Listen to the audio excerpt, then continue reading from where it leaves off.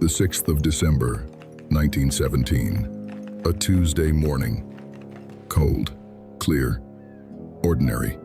In the city of Halifax, Canada, mothers were braiding their daughters' hair before school. Fathers were grabbing their coats, heading to the docks. Children were pressing their faces against frosted windows, watching the ships in the harbor. It was a beautiful sight. The harbor was always busy during the war years. Ships coming and going, supplies, soldiers, hope. Nobody was afraid. Nobody had any reason to be. And then, at exactly 9:04 inches, the morning, Halifax was erased. Not slowly, not with warning. In a single, blinding instant, a fireball swallowed the waterfront. Buildings that had stood for decades became rubble in seconds. Schools full of children collapsed inward. Families sitting at breakfast tables never got up. The blast was so powerful. It was heard over 300 kilometers away. Windows shattered across the entire city. People were thrown through walls. A wave of pressure tore through neighborhoods, like they were made of paper. And then, silence, followed by the sounds no city should ever hear. Crying, screaming, people calling out names and getting no answer. Nearly 2,000 people died in seconds. Not in battle, not from enemy fire, from an accident. A terrible, preventable accident in a harbor full of ordinary people, just trying to get through another wartime morning. And the most painful part of all, there were moments, multiple moments, where someone could have stopped it. This is the story of Halifax, and it will break your heart. To understand what happened that morning, you have to understand what was sitting in that harbor.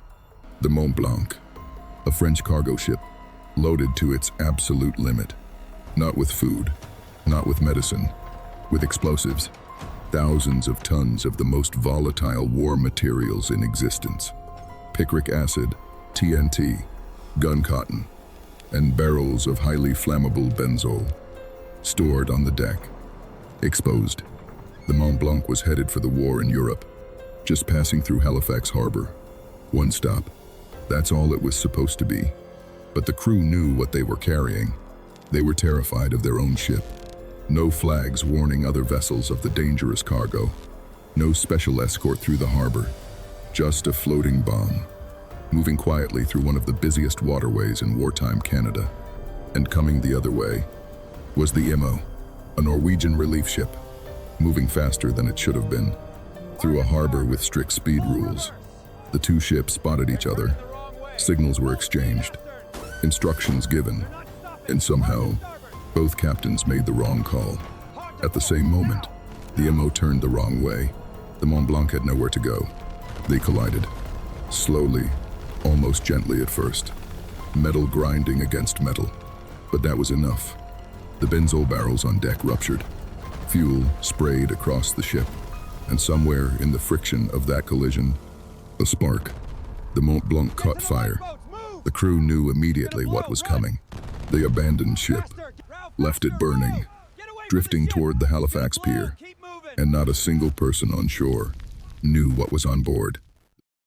The burning ship was drifting, slowly, silently, toward the most populated part of the Halifax waterfront, and people were watching. That's the part that is almost impossible to sit with. They were watching because it looked spectacular. A ship on fire in the harbor, thick black smoke, bright orange flames. People came to their windows. Children climbed onto rooftops. Crowds gathered along the pier.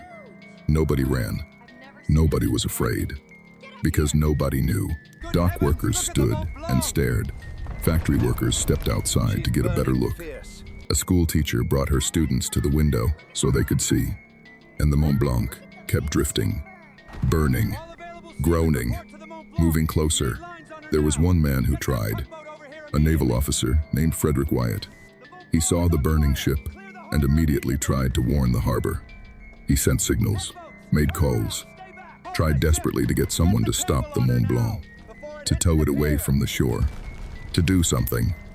But the warnings moved too slowly.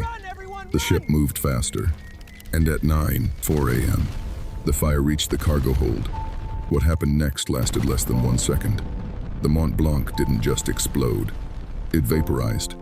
The entire ship, gone, replaced by a pressure wave moving faster than sound. It hit the waterfront first, then the neighborhoods, then the schools. The children at the windows never had a chance. The crowds on the pier simply vanished.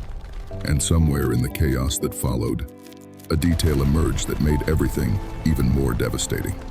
The Mont Blanc's crew had survived. They had rowed to safety before the explosion. They knew what was coming, and they never warned the shore. The north end of Halifax was gone. Not damaged, not destroyed, gone. The neighborhood of Richmond, which had stood for generations, was flattened in every direction. Wooden homes collapsed like matchboxes. Brick buildings crumbled into themselves. Streets that had been full of morning life were now unrecognizable, covered in debris, covered in fire, covered in silence. The blast had created a pressure wave so violent, it had pulled people out of their shoes, torn clothes off bodies, thrown a ship anchor over 3 kilometers inland, where it landed in a field. The harbor itself had been momentarily emptied.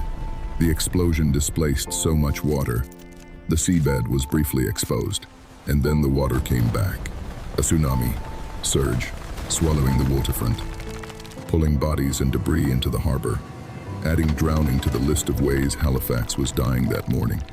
And still, it wasn't over. Because the explosion had ignited fires across the entire north end. Hundreds of fires, burning through what little the blast had left standing. And the people who had survived the explosion were now trapped inside burning buildings.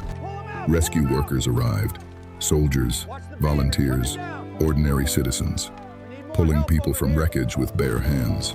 Some survivors were found standing completely still, in shock so deep they couldn't speak, couldn't move, couldn't process what had just happened to their world. One man was pulled from the rubble of his home. His wife and 3 children had been standing at the window when the blast hit. He searched for them for hours. He never found them. That story was not unique that day. It was everywhere. But just when Halifax thought the worst was over, the sky opened up, and then something even worse began.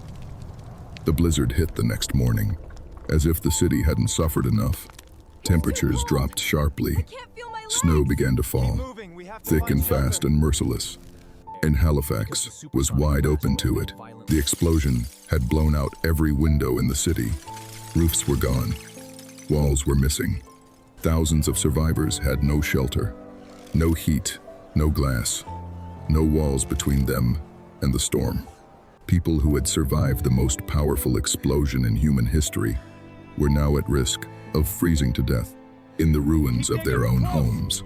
Rescue workers pushed through waist-deep snow, trying to reach people still trapped in the rubble. But the blizzard slowed everything, made every step harder, every search longer, every minute more desperate. Hospitals were completely overwhelmed. The city had around 1,000 hospital beds. There were 9,000 injured. Doctors worked without sleeping, without stopping, making impossible decisions about who could be saved and who could not. One of the most heartbreaking injuries of that day was blindness. Hundreds of people had been standing at glass windows when the explosion hit. The shockwave shattered the glass inward at enormous speed, and many of them lost their sight permanently. Children, adults, elderly people, all looking at the same burning ship, all paying the same price for their curiosity. One young girl lost both eyes. She was 6 years old. She had climbed onto a chair to see the fire better. That detail is almost too painful to hold.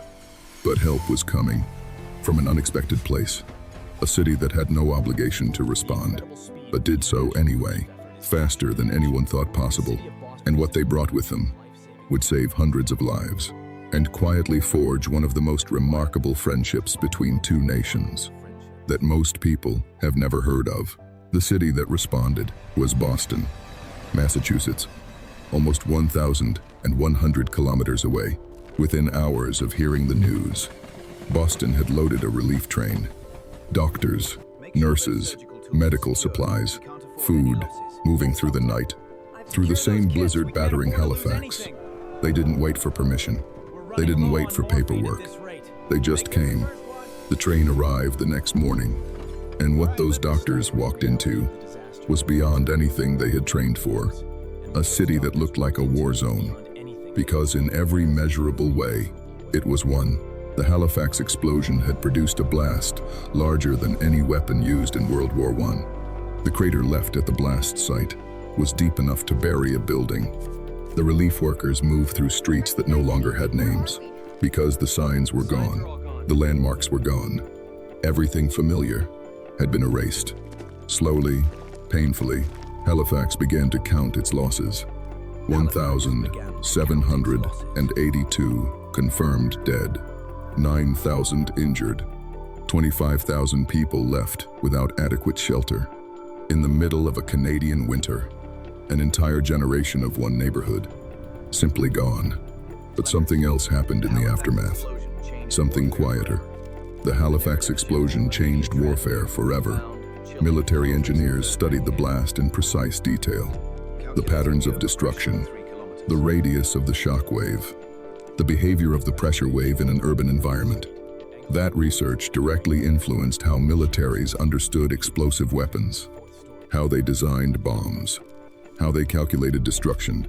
The explosion that killed nearly 2,000 innocent people became a blueprint, used by the very armies fighting the war those people were trying to survive. That truth carries a particular kind of weight. And then there is Boston.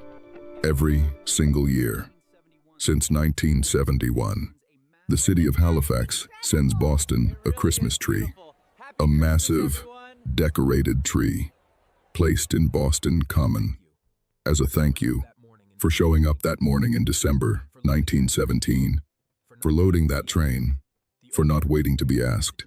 It is one of the most quietly beautiful traditions in North American history, and most people have never heard of it.